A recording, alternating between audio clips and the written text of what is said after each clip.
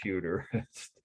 Yeah, I guess that was something I had remembered to do, but it didn't matter because those announcements are going to come to you again in the live session Wednesday. I'll repeat them and again on an email, All right, let's get to our first romantics slide, and let's talk about what that means. It's pretty important. This topic, I'm going to tell you for sure, at least one of the slides will be on the final. The final covers everything from the midterm all the way through to the last week of class. So let's get this up. Everybody see this? Yes. Whoops, not that one. This one. Everybody see this?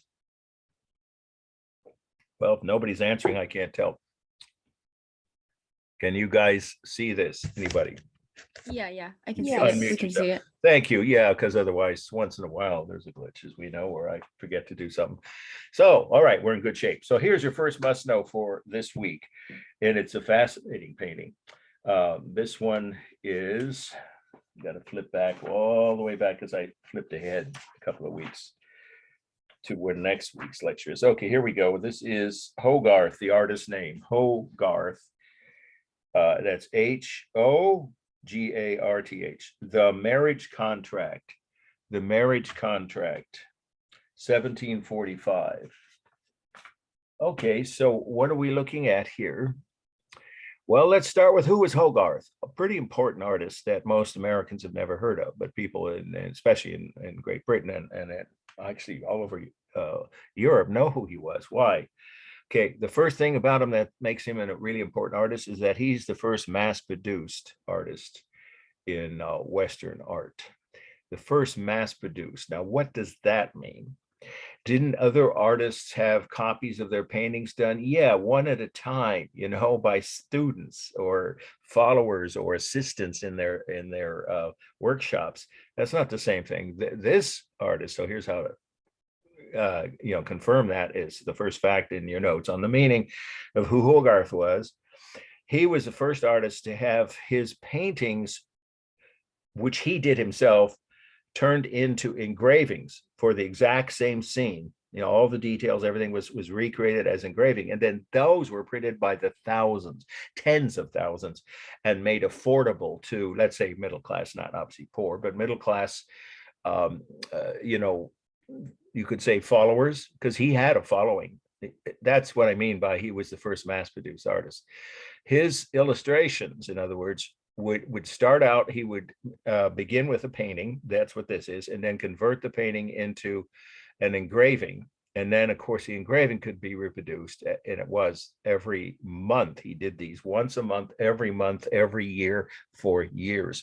So you could see how he became influential because he had tens of thousands of average citizens, middle-class British, not just the wealthy, who could afford to buy a copy of a print of an engraving. I meant to say an engraving of one of his paintings. But here's the other half of that. This is equally important. He also had a storyline that was published in magazines along with those engravings so that people, again, if they were educated enough, could read what was going on and follow a story. In other words, he was a marketing genius in that sense. But it's important to mention why he did that. He didn't do it to make himself rich or to show off or become famous. He did it to correct social evils in British society. He was a strong abolitionist. That's way back. I mean, we're talking about 100 years before the British abolished slavery. He was also animal rights. Nobody cared about how animals were treated in the 1700s, except a few people like him. So he did a series of engravings on these themes and also on more common middle-class social evils or ills. Actually, he called them social ills. And that's what this is. This is the first.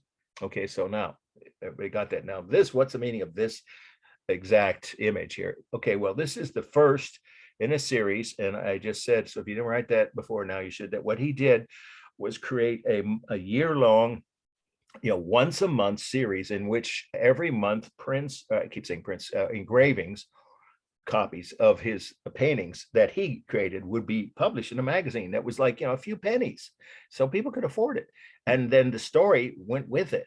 So you would want to know what's the next month's chapter going to be, or scene going to be about?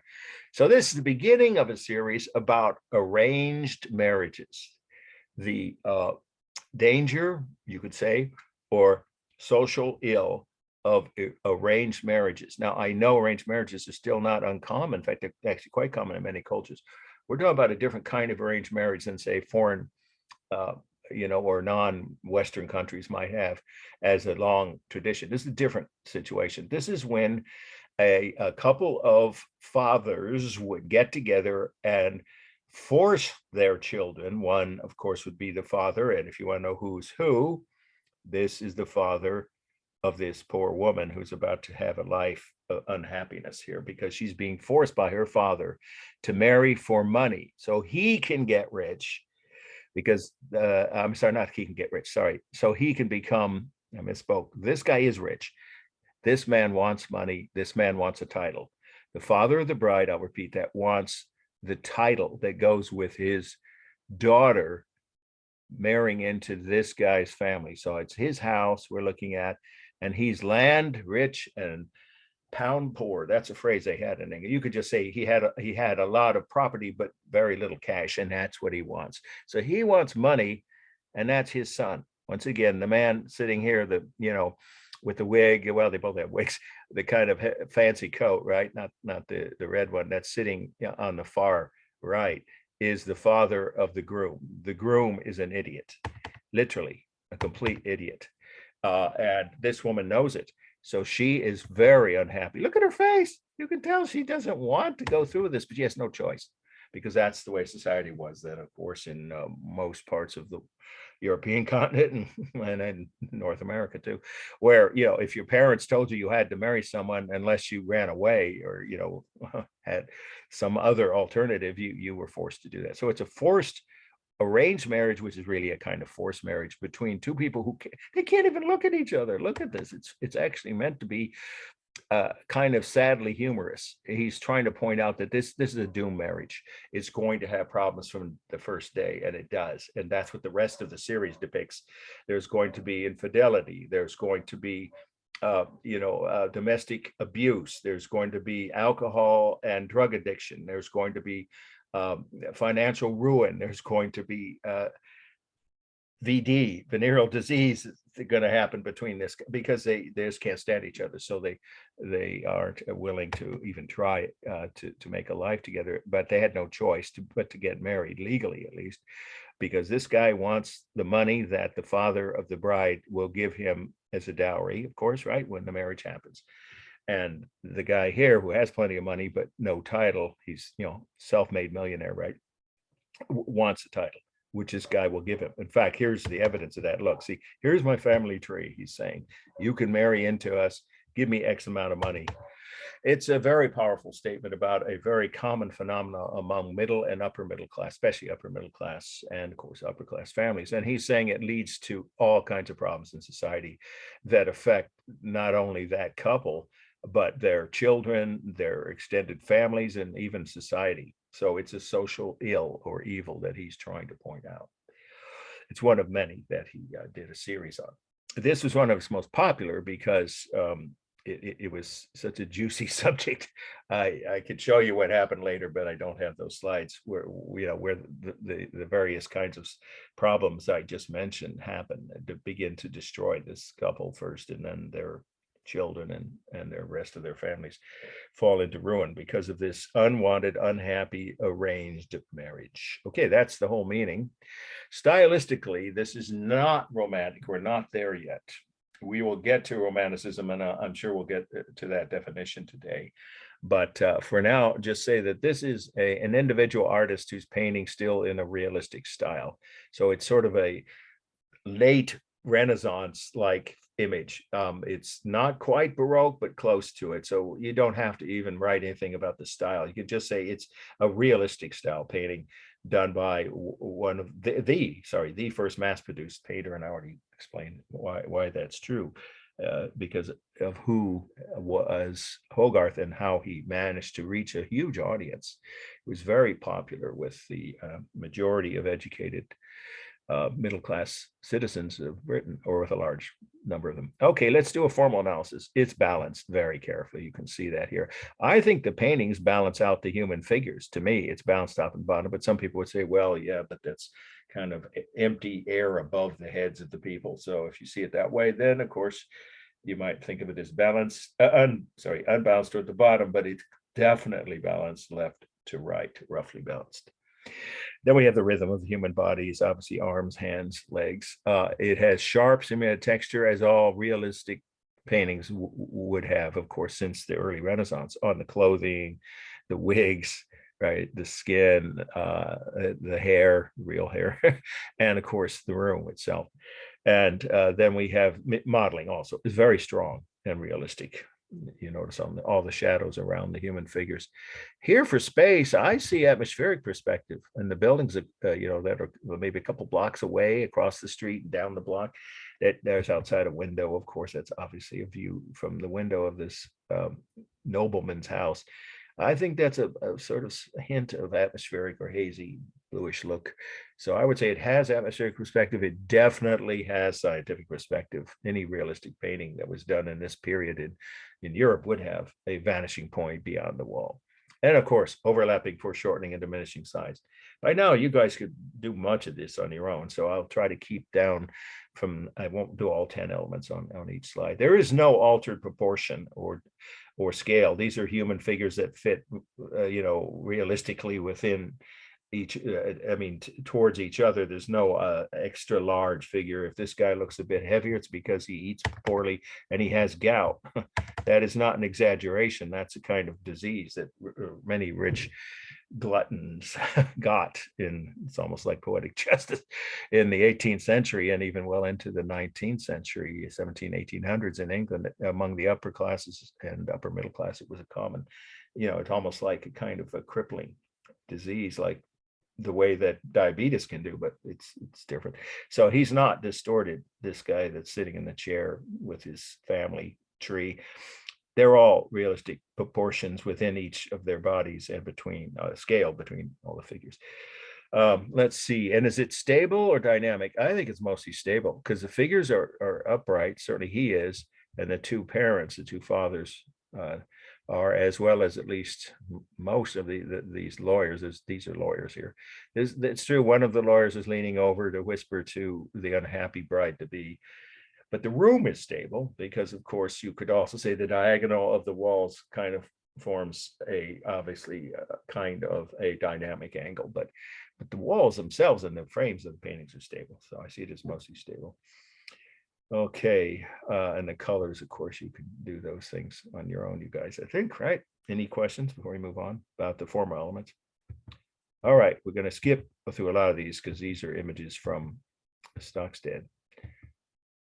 Okay, as I say, they change editions, in the order of which the slides are shown in each edition, or even the title of some, or numbering of the chapters, but the topics remain the same. And most of the slides, at least in the last 10 years, since I did advise people some people were asking the first night of class, first day, what edition to buy, anything that's, past 2010, like 2012 or later. So in the last 10 years, there hasn't been that much change. This is in the Stockstead, every edition I've seen in the last 10 years. Okay, so it's our next must know, and it's, let's see, we're going to have to go over Blake, flip to the next page.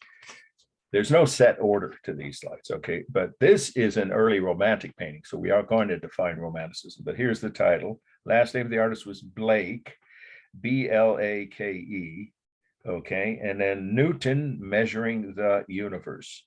Newton is, the scientist, I think you've all heard, the father of physics. In fact, most people call him the father of modern science, period. Without him, there wouldn't be all the fields of physics and all the other related scientific advances. Obviously, he was a genius. Newton, N-E-W-T-O-N, Newton Measuring the Universe, and the date is 1795. Well, let's start out with who was Blake. It's always good to say something about the artist. Blake was a multi-talented multimedia artist. Now, multimedia seems to some people to be a super modern term. No, It goes back centuries, at least to the Renaissance. Artists like Da Vinci, obviously Da Vinci and Michelangelo, we've covered, were multimedia. They didn't only work in one medium. They did painting, sculpture, architecture, drawing, and so forth. So Blake was multi-talented. He did engravings, he did paintings, and he also did murals, for wealthy clients on walls. But he's most famous for books of poetry. He's more famous, I'd say, not most, but more famous for those for today, because he wrote the Tiger, Tiger in the Night, Tiger, Tiger, Burning Bright is one of the first lines in a book of children's poems. He was very popular, very influential. But this is an example of his romantic style painting. This painting is clearly a romantic style painting. So let's define romanticism now, because that term will come up, I guarantee you, in more than one way, probably on the final, maybe in both the true false section and one of the slides from this week's lecture also. So romanticism, here we go. The three main features of romantic art. Okay, here's the definition, and then I'll give you a number of them each, all three of them. It's not too long a definition, but I need to say it slowly. And of course, I'll repeat it to make sure you all get this definition. All right, Romanticism was a movement of European painting, okay, which had, you could say late 18th and 19th. There we go. I meant to say I'll start again. A movement of European painting from the late 18th through the late 19th century. So that's about 100 years, right? Late 17, late 1800s. So from the late 18th to the late 19th century, comma, which had three characteristics or three main features. And you see that the definition I give you here has that listed. Three main features. So here they are. Number one, okay, bold, vivid, and often unrealistic colors. I'll say it again. The first main feature of Romanticism is bold, vivid, and often unrealistic colors. This second feature, number two, is dynamic and imaginative compositions. Dynamic and imaginative compositions. Well, that's clearly what's going on here. We'll describe the meaning in a minute. The last of the three main features is number three, a strong emotional component.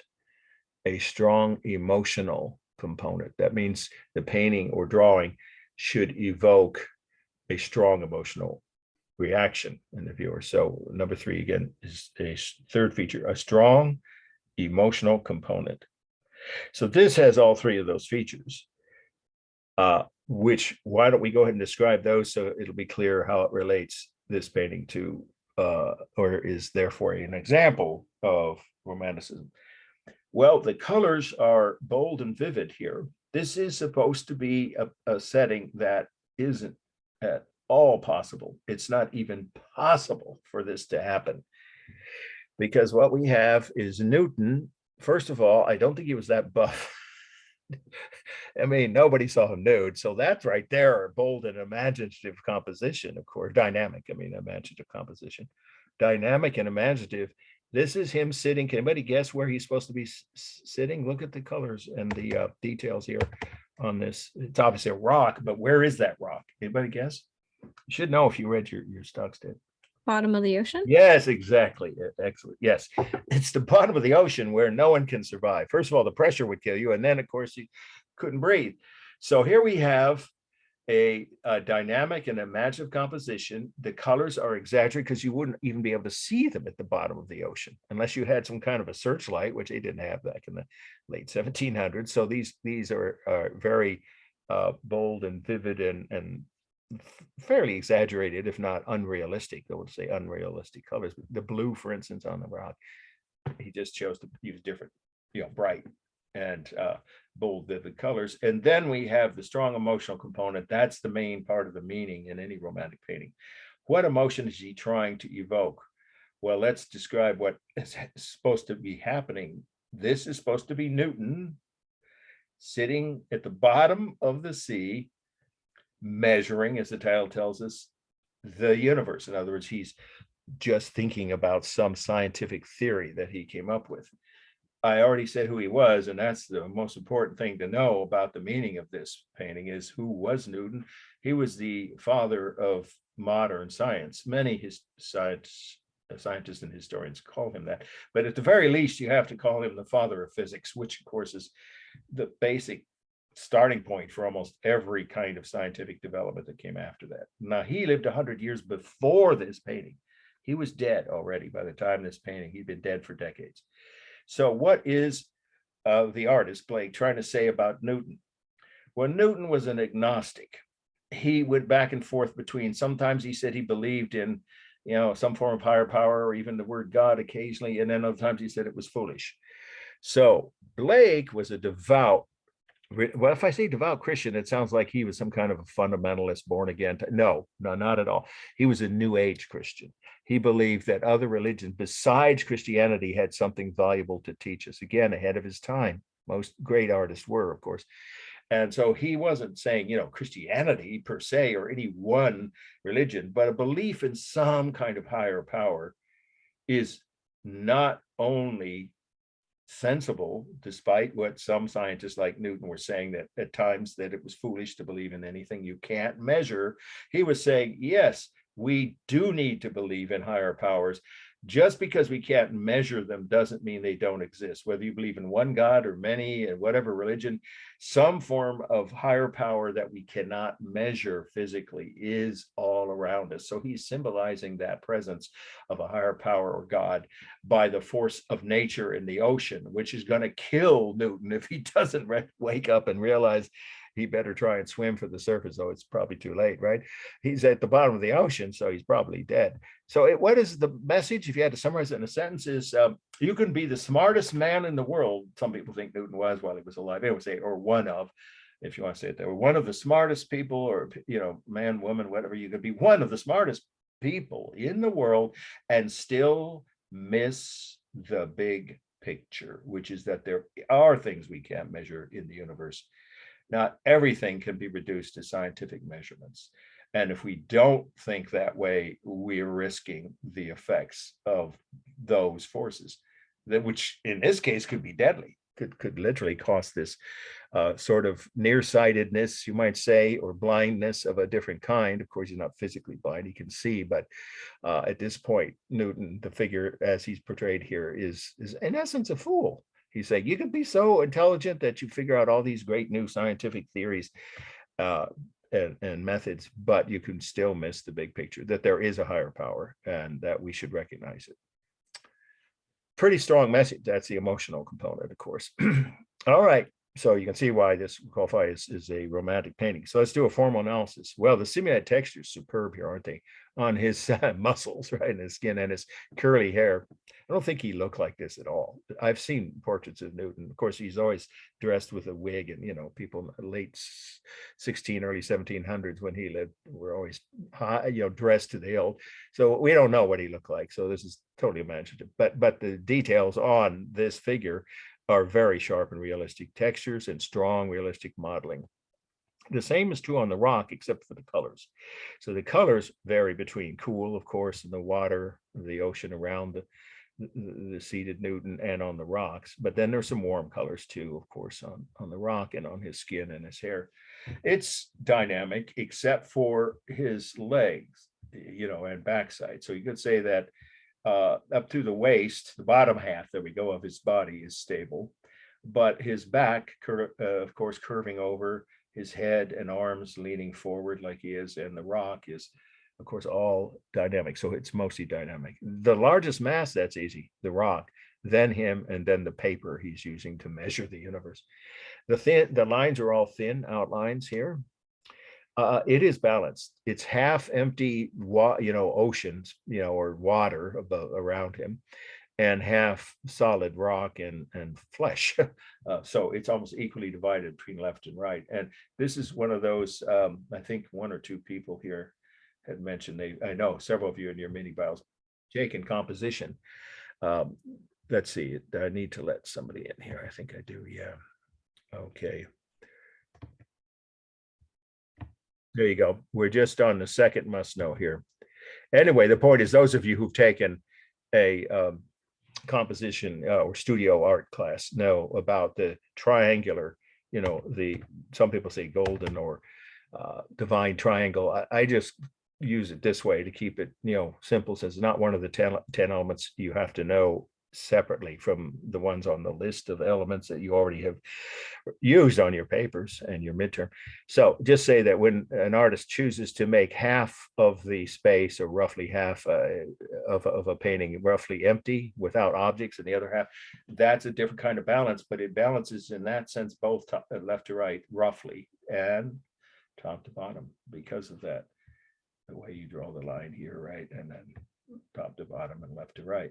Okay, and then obviously the rhythm is there with the various objects. I assume that they're sea creatures attached to the rock, and his body parts, of course. There's a lot of rhythm. And for space here, I wouldn't call that atmospheric perspective. It's just sort of a nebulous blue area of ocean around him and the rock. So that's not really atmospheric perspective, and it's not probably big enough or space or deep enough image to need scientific perspective. So what we do know is his overlapping, of course, diminishing size somewhat on the rock, and maybe the floor of the seabed, and definitely foreshortening. Okay, let's see, modeling, texture. I think we covered all of that. Yeah.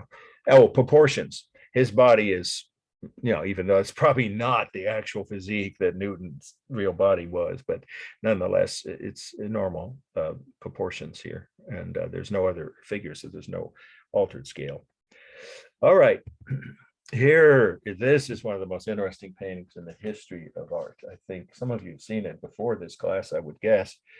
There are versions of it by the original artist all over the Western world. Both several museums in North America and a couple of them in Europe have this painting. But we're looking at the original version, and this has a very high I would even say probability of being on the final. So you want to take extra thorough notes on this one. Okay, so what do we have here? This one is Watson and the Shark. The artist's name is Copley. I'm sorry, I'm starting with the artist's name on this topic, this week's lecture. So I'll spell his name first. Copley, Copley, Copley. And then it's Watson and the Shark. Watson, of course, is the last name, Watson, not the guy that worked with Sherlock Holmes, not that Watson. He wasn't a doctor. Watson and the Shark is the title. The date is 1778. So let's start with, I think it's always best to start with, who was the artist? Copley was the first full-time successful American painter, period. That's a big statement to make. In the colonial times, there weren't any artists who could make a living off of painting. There just weren't enough people to buy their paintings. And there were no art schools and no museums in the colonial era, none. So he moved to Europe. He, in fact, moved to England just as the American Revolution was starting. He did not agree with the American Revolution, by the way. So that's one reason. But the other reason is he couldn't make a full-time living from his painting. He had been painting for at least 10 years. You could just say for several years before he moved to England. He was in England when he painted this scene, or else he couldn't have done it, because it's a scene that's famous in England. It actually happened, this event. So once again, Copley was an American. By the way, he's from Boston. If you ever go to Boston, Copley's name is on like streets, parks, subway stations, buildings. Yeah, he's very, very famous in Boston because he's the first American painter to become a full-time professional, even though he had to move to England to do it. So he was living in England when he heard about an incident. Here's what the event depicts. A group of British sailors that, doesn't mean they were not military. They were merchant marinemen is the other way to say it, two words. You can write either way. Merchant marinemen means people who went to sea for a living, were crews hired on a boat, and they were not military. So sailors, sometimes people think that means they were military. They weren't. You see, they're not wearing uniforms. So you can say sailors or merchant marine in a British ship visiting Havana Harbor. That's a really important detail. Havana, Cuba. I've been there multiple times. I have friends there. I stayed with families in Cuba. It's a wonderful culture. And it's one of the oldest cities in this hemisphere. So they were visiting this British ship, which if you look closely, there's the flag at that time, the flag of Great Britain. They came from that ship in a rowboat. And one of them, Watson, the guy that's naked in the water, foolishly jumped, stripped down and jumped in the water. Not naked, though. That's a detail that was not accurate, but that we'll get to. Why would the artist paint him being nude if he wasn't? We'll say why in a minute. Just say what happened first. Just write this part. Is the actual incident in a nutshell is Watson, one of the people in the rowboat who had come from that British ship, decided to take a dip, a swim in Havana Harbor. Well, you can see shark fins everywhere. I've seen that harbor multiple times.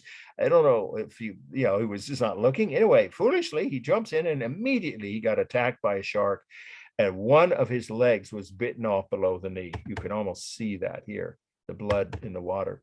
And then the shark came in for the kill. And then he was saved by, this is one of the first images of a freeman. This is a man who may or may not, because Britain still had slavery at this time. We're talking about in the late 1700s. The British, of course, empire definitely had an outlaw of slavery. We'll get to when they finally did, probably on Wednesday, and the influence of the painting, the slave ship, on helping to bring an end to slavery. But it wasn't then. It was still. So he may or may not be a freed slave. In any case, he's a freeman. And he's the one who saved Watson by throwing the rope in and pulling him in. These are all real people. All of the people there, including Watson, posed for this painting in Copley's studio in London because they became famous, if you can believe it, for this foolish incident in which they almost, well, they didn't, it wasn't the guys in the boat's fault, but their fellow seaman or sailor almost died right in front of them because he was foolish enough to jump in the water. I don't know if they could have stopped him, but in any case, you can see this shark is coming in for a kill here. Okay, so they saved him at the last minute is the point. By banding together, one guy harpoons a shark and the African Bretano would be the phrase then, British, right? A man of African descent would have been the hero because he's the one who pulled Watson out of the water with the rope and saved his life. And the others sort of did what they could. You can see the two guys in the white shirts leaning over. They can't reach him. So this is an incident in which they all became famous, and Watson had a wooden leg for the rest of his life and went all over England getting rich from telling this story to audiences. So that's why this painting was popular, because it was a famous story back in England, which then got repeated all over English-speaking colonies all over the world, heard about this incident from newspaper and magazine articles. So he painted several versions, is the last part of that, because of the demand for this painting. This is the original version. Now, here's the other part of the meaning.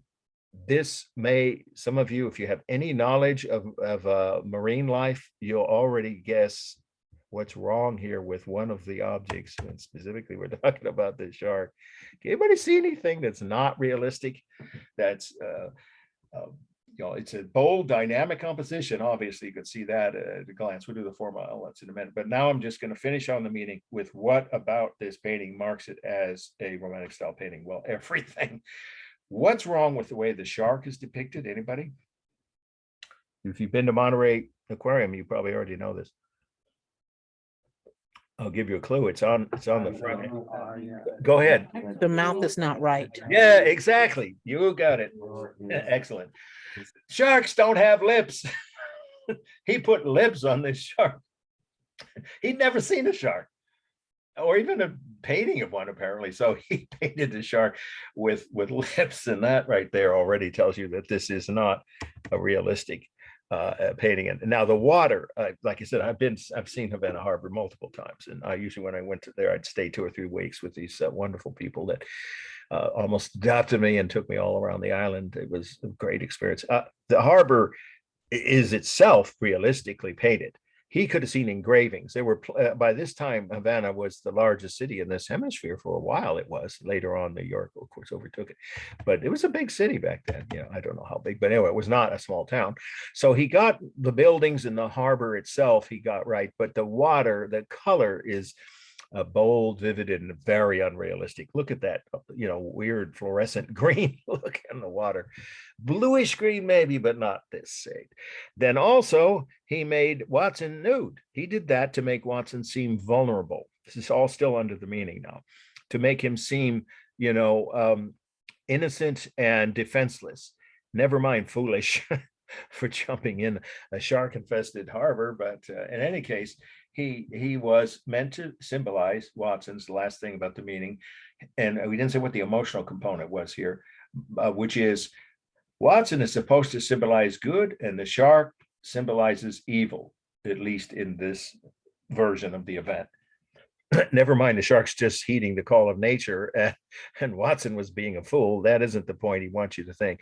Oh, Watson was innocent and defenseless, so he's symbolic of good in danger from evil, which would be the shark.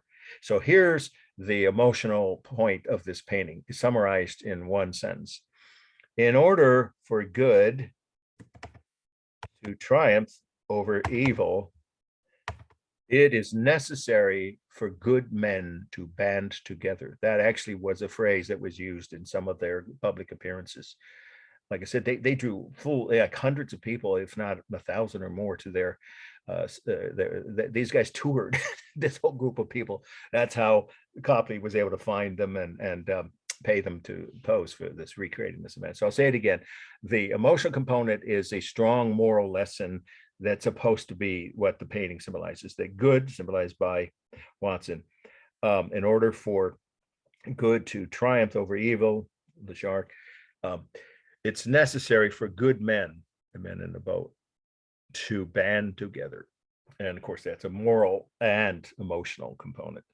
And then there is one other thing. Fog, never seen fog. I've been in several different months of the year, different, all the main seasons, winter, spring, summer, fall, and the various times I visited my friends in Havana. I never saw fog. It's not that kind of climate. He got the lighthouse right. That is there. It's the oldest lighthouse in this hemisphere. It's 500 years old. It's older than, it was built before Queen Elizabeth was born. It's, yeah, prominent detail. He got the actual buildings right, but putting fog in, making the water look fluorescent green, making Watson nude, making the shark have lips, all of that is not just imaginative, it's just inaccurate. But he'd never been there, so he didn't know. He wasn't being accurate. Formal analysis, we kind of did some of it, but let's just say the water, of course, has a cool green color to it, and the shark is a cool gray. The men have a variety of cool and warm colors in their clothing, but the boat is warm, and of course, Watson's naked body is a warm skin tone, and then the whole background is warm. Of course, the rhythm is obvious with the arms, hands, and legs, the waves in the water. And of course, the buildings in the harbor. I'd say it's almost equally stable, dynamic, but more and more over the years I've been showing this slide, more people feel it's more dynamic than stable, because this guy with the harpoon and the man here who's saving Watson is he's slightly tilted. And of course, Watson and the shark are dynamic.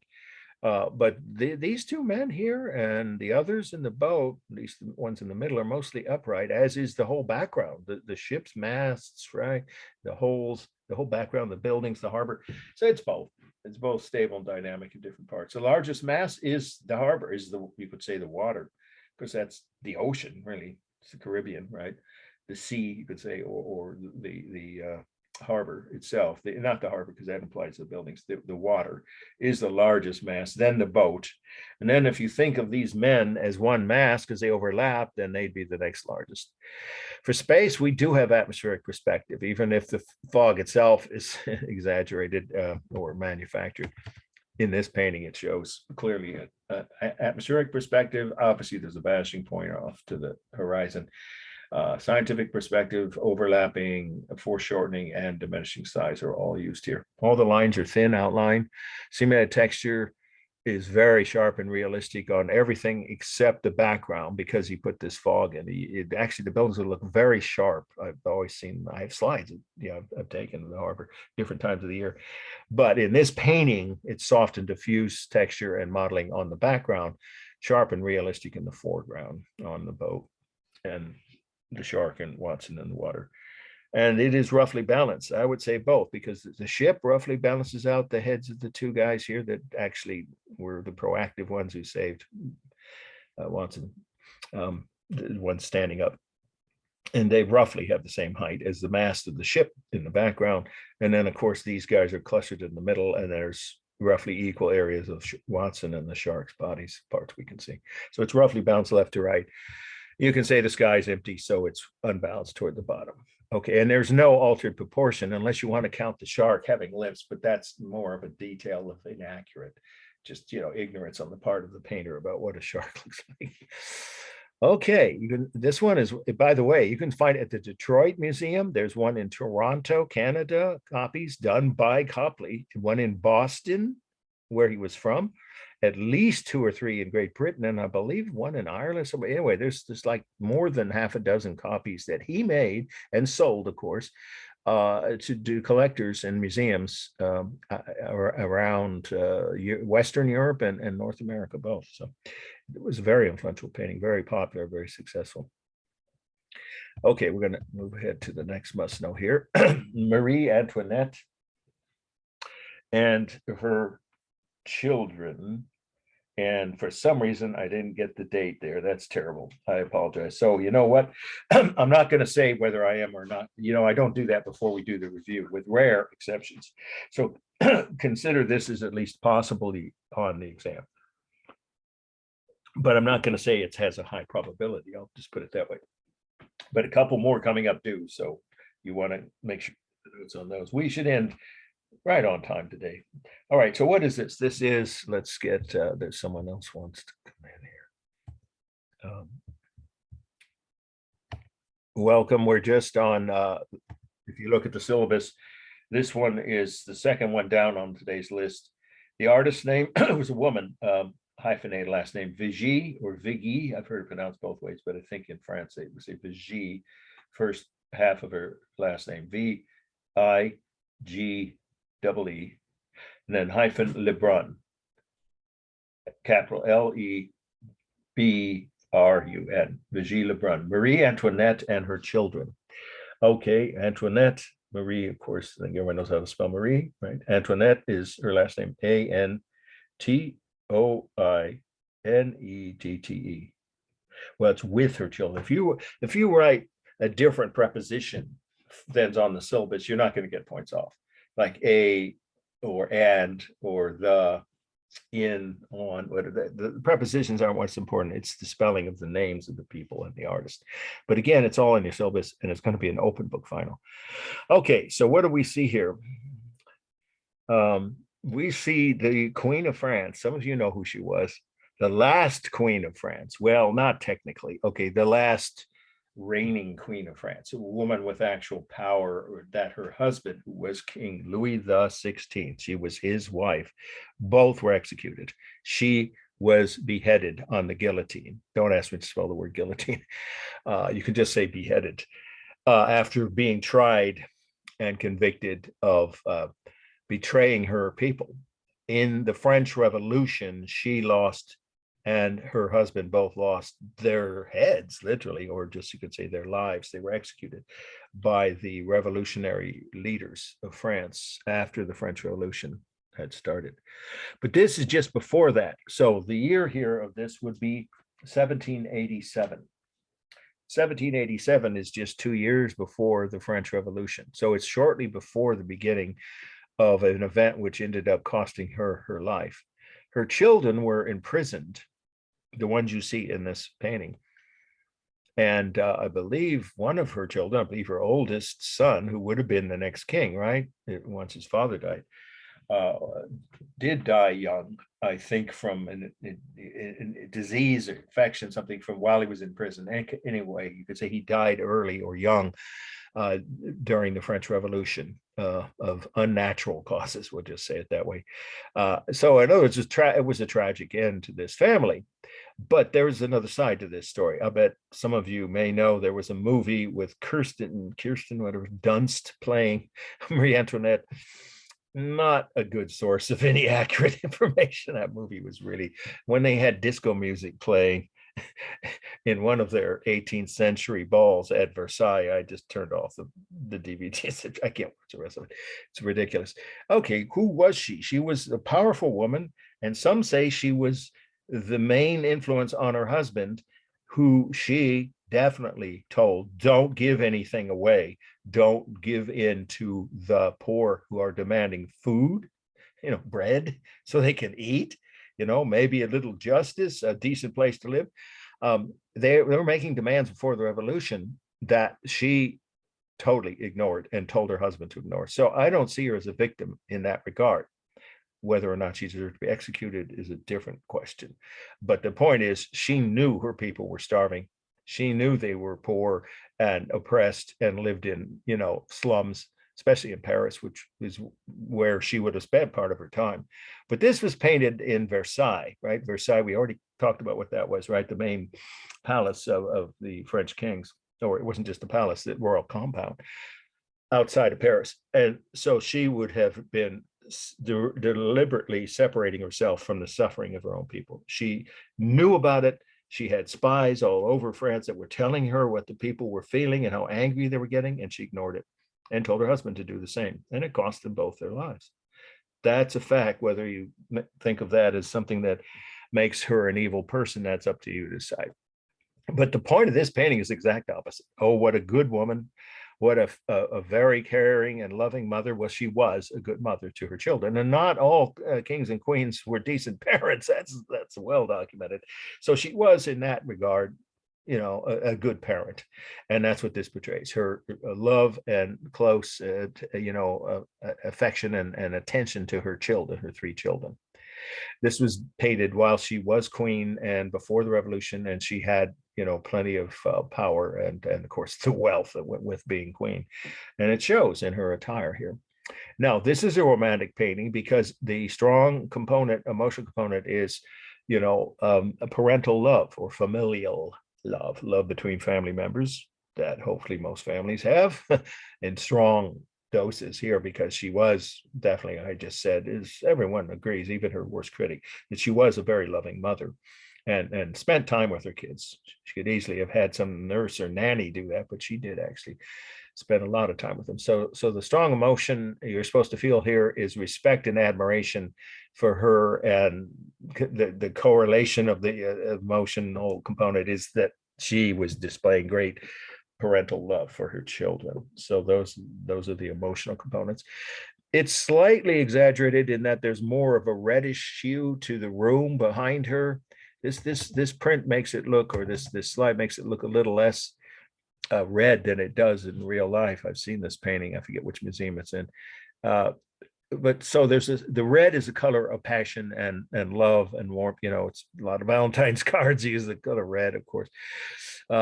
So she, the artist, who was, it's part of the meaning, was a very popular artist with the upper classes throughout Europe, not just the French royal family. She was one of their favorite painters. The king and queen would hire her to come to the court, to Versailles, right, and paint different scenes of their family or their individually as portraits. She did several portraits of just Marie Antoinette by herself.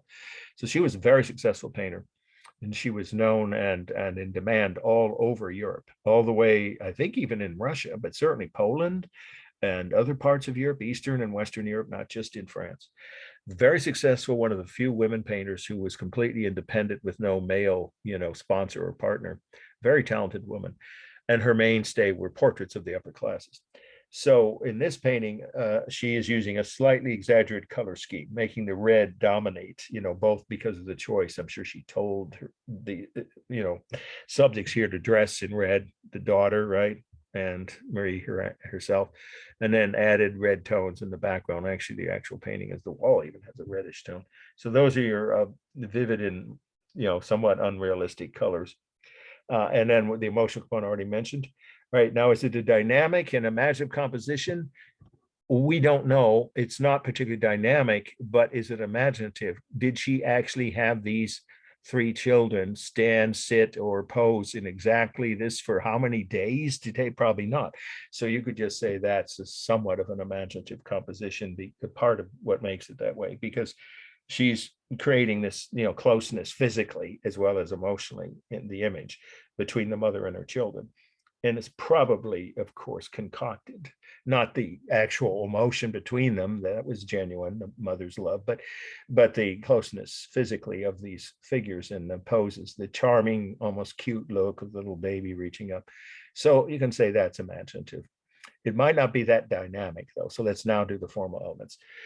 It is dynamic on all of the children, I would say, or at least the upper body parts. And of course, this is a crib, and on her clothing, but her upper body is fairly stable, which is indicating she's a stable, reliable parent. And the background is mostly stable. For space, you have overlapping, foreshortening, and I would say diminishing size on the room.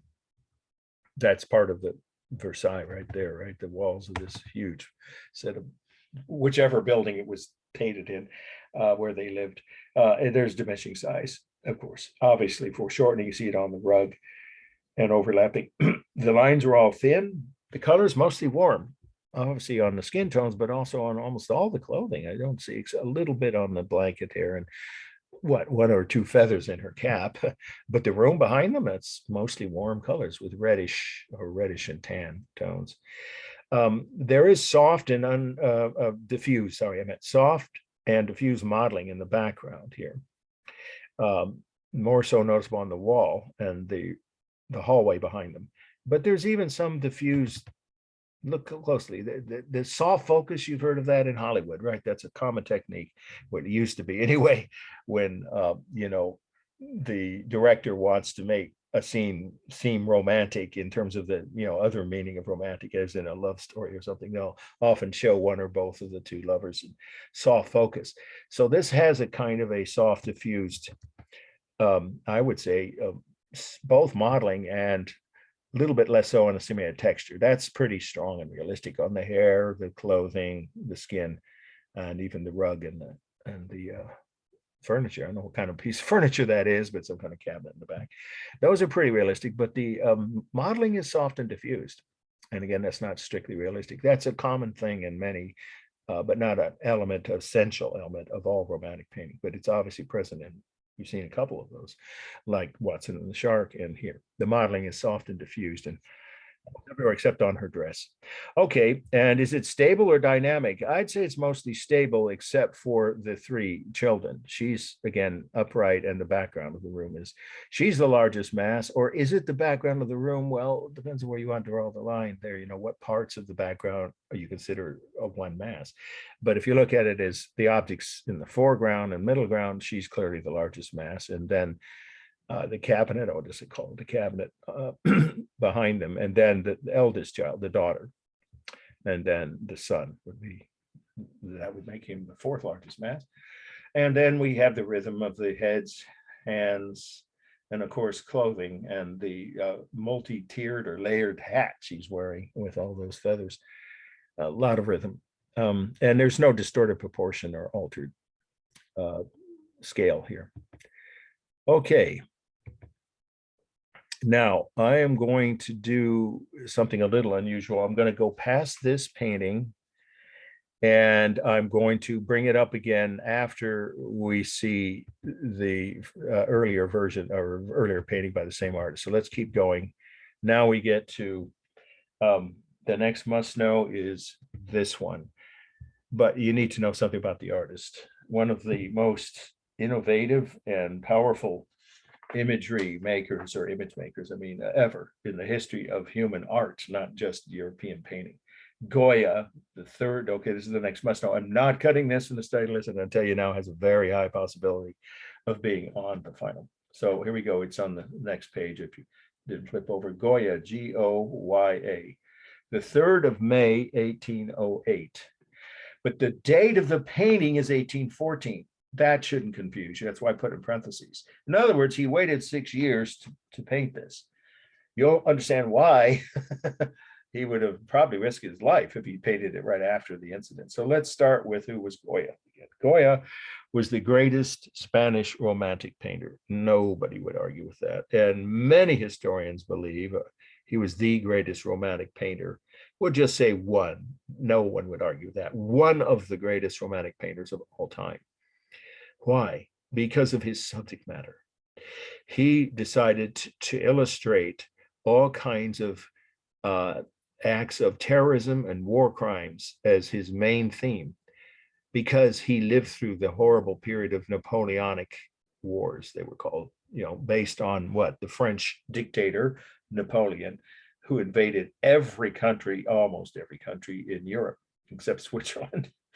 You could just say most of the countries of Europe he invaded, and led to the deaths of millions of innocent civilians and hundreds of thousands of soldiers in each of those countries. One country invaded was, you can guess, Spain. Well, I didn't really say, I apologize. Goya was from Spain. Well, I did say that. Yeah, he was the greatest of all Spanish, and therefore obviously a citizen born and raised in Spain. So he was a witness to not this incident, or he'd be dead before he could have painted it, but he heard about it. He was a witness to what the French did when they invaded Spain. So here's how we can summarize what happened the night of this scene, which is the date is given in the title of the painting, of course, the 3rd of May, 1808. A group of French soldiers who were occupying Spain, occupying Madrid. This is Madrid, the capital city.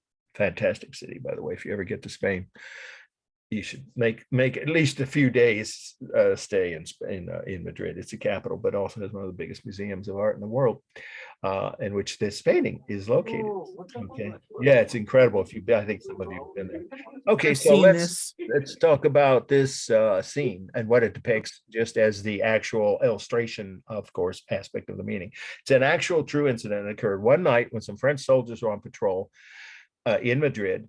They were, of course, oppressors, obviously, occupiers. Someone from an apartment window took a shot, a couple maybe shots, pot shots, they called them. I don't think it even hit the French soldiers, but it didn't matter. It came from some apartment building in Madrid, the shots. And so what did the French do? The commander of the French occupying army, he arrested every male over the age of 15 in that whole neighborhood. Thousands of them. The estimates range from 1,500 to 3,000. You should just say well over 1,000 or more than 1,500. We know that was the lowest estimate. March them in the middle of the night. We're talking about after midnight, right? March them up a hill, in some neighborhood where there was a park, I guess, and they were all shot to death, executed, with absolutely no evidence of in any way being associated. That's an act of terror. Obviously, it's a war crime. And that's why Goya became so famous, because he was already illustrating other war crimes in other parts of Europe before this. He was both a painter and an engraver. So his engravings were mass produced. So you see how he was following kind of in the tradition of Hogarth, but his themes were entirely focused on man's inhumanity to man, as the phrase they used back then, the human, tragedies. And of course, that were conducted by occupying armies like the French. Mostly it was the French at this time, because that's who was doing it, the French Napoleonic armies. So he wanted to strike a blow against that. Now, why did he wait to paint it? Because if he painted it while the French were occupying Spain, they would have come and arrested him and tortured him to death, of course, obviously. So he did engravings of this scene, though. That is what helped start the rebellion against the French. The Spanish, they're proud of this fact, and they should be, that they were the first nation to successfully rebel against Napoleon. Of all the countries he occupied, they're the first one. In 1808, when this incident happened, people were looking at engravings by Goya that were mass produced and sent as flyers all over Spain. So he, again, an artist, helps influence an actual world event or political events. Those engravings were enough to actually make him a wanted man. The French would have, if they could have caught him. But of course, you could do an engraving and keep moving, right? If you stop to do a painting, it's wall size. If you've seen this painting, right, at the Prado Museum in Madrid, it's huge.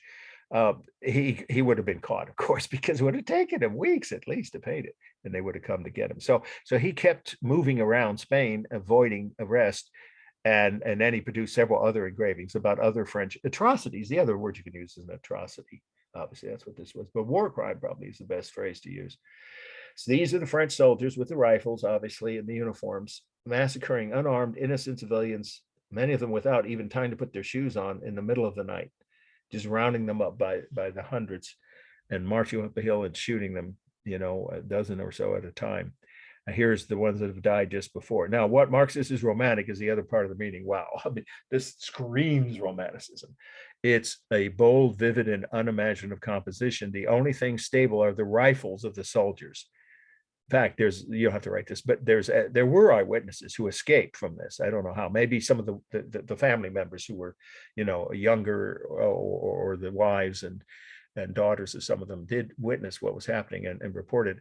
They kept firing so much that you have to write this, but their rifle was turned so hot they couldn't touch them, the French soldiers. So they had to dip them in buckets of cold water to keep firing. Otherwise, they couldn't either hold the rifle, or their barrels would have melted from that much ammunition being shot through the defenseless bodies of these victims.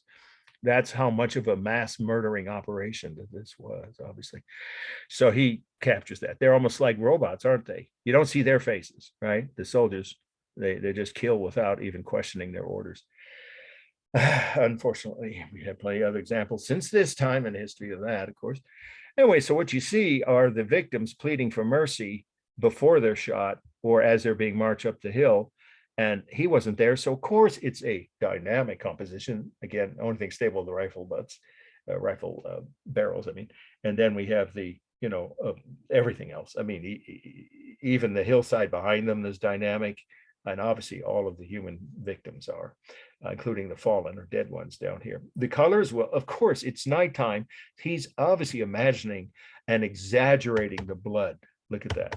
The bright red blood wouldn't have shown up like that at night. Maybe, somewhat if you're standing right above it, but not at a distance. So he's emphasizing and exaggerating the blood, the color of the blood, and also that man with the white shirt and the yellow pants. He wants us to focus on his victimhood, right? How he's going to be the next victim, begging for mercy and probably saying, I had nothing to, of course, obviously he was innocent. And so he's exaggerating, if you want to say, and making a imaginative, very obviously dynamic composition. I already mentioned what makes the colors. And if you don't already have guessed, here's what to say about the emotional component. Moral outrage. That's what the painting is supposed to make us feel. And it does, if you know the story. And the people who saw the painting, once it was done, after the French finally were kicked out, he could then do the painting, the full size, and had it displayed at the Prado Museum. People would come to see it and say, yes, they remembered that incident, even if they didn't know anyone who was killed. You could imagine what it would do to it's like what's happening in Ukraine, of course. It's just making the people of the Ukraine more determined to kick the Russians out, even if it takes them a decade. What Putin's doing. So whenever somebody, a dictator, does that, it usually backfires. It might take a while, but this painting, the original versions, remember that's an important detail, were done as engravings, mass-produced and distributed all over Spain to help inspire the first successful rebellion against Napoleon in any country in Europe. Pretty powerful stuff for an work of art. Okay, let's now do the formal analysis. It's very cleverly balanced from left to right. To me, this balances out the rock, except for the very top part here. The soldiers, pretty much the area covered by them is very, very much almost within the same dimensions or area covered by the next group of victims here. But if you see the sky as empty space, I wouldn't argue, then you could say it's somewhat unbalanced toward the bottom. The rhythm is obvious. What I like about it is the rhythm here that you see of the human. I mean, it's a masterpiece in every way you look at it. The hands across the faces of the men who know that they're going to be dead within a few seconds. They have no way out. or these two, the one that just was shot and the man that's about to be shot next, their arms stretched outward in the same pose. It's powerful. The rhythm is a big, and then of course the rifles of the soldiers and their uniforms create powerful rhythm. Here you have atmospheric perspective, obviously, on the skyline of Madrid in the background. And soft and diffuse modeling is everywhere, except you might say on the uniforms of the soldiers. Yeah, at least the first two that are closest to us. But everything else, all the other human bodies, the big rock or boulder behind them, and then the city sky, it's all soft and diffuse, both the modeling and the cement texture on, everything, the hair, the skin, the clothing, the buildings in the background. The largest mass, it depends on how you break it up. It could be the soldiers because they overlap. It could be this group of the next set of victims. But if you do that, think of it as groups of humans' bodies overlapping as a single mass, and clearly the soldiers are the largest mass, and then the next group of victims. And that's a close call, but probably the dead bodies of the ones who have already been killed. Or you could say that the rock behind them, but it's not meant to be an important object. It's just, a place setting kind of thing. Okay, and then there is the no real sharp outline on the victims and on the city in the background of either the rock or the skyline, but there are bold lines around the French soldier, their uniforms. Everything else is diffused with little or no actual outline, maybe on this next guy here on his pant legs, but those are thin outlines. So most of it is either no outline or some thin lines, whereas the soldiers, just their uniforms do have bold lines. Here, there's no distorted proportion or altered scale here at all. And for space, you have overlapping, of course, atmospheric perspective, and I'd say there is a vanishing point somewhere here behind the buildings. Overlapping, diminishing size, and of course, foreshortening. All the above. Okay, we're at the wherever we should be right now. So we're going to go ahead and stop the screen share, and I will take questions if anybody has any. Wow, my lamp is a little brighter than usual. Okay, everyone heard, I hope. If you joined late, you might not have heard about reminding you, I'm not going to be here Monday, so you'll get an email. You'll want to watch Monday. It's crazy. I got do the mute again. It doesn't stay. You'd think when you do it once that would be enough, but you have to keep doing it again. Okay, anybody have any? I saw that painting. Yeah, you saw it at the Prado. Yes, I did. And did you see? It's huge. There, art students from all over. Well, mostly Europe, but I saw some American. Yeah, I saw a lot of Americans looking at it. Yeah, and copying it as an exercise. Mhm. It's such a master. Yeah. If you know, I'll bet you do the story of his life, what he went through toward the end. I think he almost went blind. He was deaf, Mhm. right? Yeah, and Yes. it's ironic. Napoleon. I'm sorry. Whoops, I misspoke. Beethoven and he both went deaf and lived in the same. Yeah. Died within a couple of years. That's kind of ironic. Two of the greatest creators of art in one field and one in the other. It's fascinating. Yeah, their lives were especially Goya's. He lived into his 80s. And there's a nice movie of him. Is it Javier? I can't remember who played him. Very prominent Spanish actor, but I think it's a French. Maybe it's French and What are you Spanish. talking about? Ghost of Goya. I think they're Goya's Ghosts. I don't think I ever saw that. Yeah, there are several movies, at least two that were made. You could look those up and watch one. I saw one on Then you can write Montegliani. about that, and there's 10 points. Anybody could do that. Remember, that's one of the extra credit options. Okay. Watch a film or documentary an hour or longer about the life work of any artist, any visual artist, and write 2 pages about what you learned. Then you get 10. All right. Let's see. I'm going to see you guys all again on Wednesday, and I think you'll see, when we get to paintings like after the Medusa, what a tragedy that was, and what the reforms the painting cause were, and then of course the end of finally slavery in the British Isles, or the British Empire. I mean, that had something to do with the impact of one, not only, but it had some role. The painting of the slave ships, one of the most powerful paintings in the history of. We'll cover all that on Wednesday when we finish up with romantic painting. Okay, anybody else have any urgent questions? Yes. Okay. Well, don't forget that you won't see me a week from today live or get an invitation or a link because I will be recording that. So our final essay is going to be, our final is going to be essay form? No, the second midterm is. The Second final was- midterm. Yeah, sure, that's an important detail. We'll keep repeating that, of course, for everyone's sake. The final is the same format as the midterm, but the essay version of it's a new version. It's the new department guidelines that we're following is an essay style of test, and it'll be not that difficult because you won't need to study for it, but you will want to have good notes. I will explain all of that to you on the 2nd. I will be here for that a week from Wednesday. 1 week before the test, you'll have information in your email. You'll get all the facts about what you need to prepare for that. That test isn't until November 9th, so you got plenty of time. Okay. All right. Any other urgent questions? All right. We'll see you guys on Wednesday. I should be able to start on time because I don't think I'll have another blowout like I did last week that caused me. Did you get new tires? Yeah, too, and yeah, that they are the right tires, and I haven't had any problems since then. Thank heavens, thank you for asking. No. Yeah, so you got to take care of things.